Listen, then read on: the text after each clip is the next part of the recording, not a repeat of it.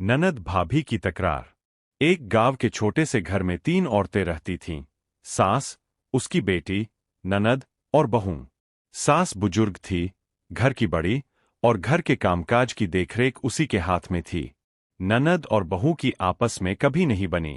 ननद सोचती थी कि बहू घर को अपने हिसाब से चलाना चाहती है। बहू को लगता था कि ननद हर बात में टांग अड़ाती है और उसे अपनी जगह बनाने नहीं देती।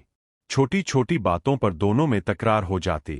कभी रसोई के बर्तन पर, कभी कपड़ों के काम पर, तो कभी मेहमानों के सामने। सास दोनों को समझाने की कोशिश करती, लेकिन उसका दिल भी 2 हिस्सों में बंट जाता। एक तरफ बेटी का प्यार, दूसरी तरफ बहू से निभाने का फर्ज।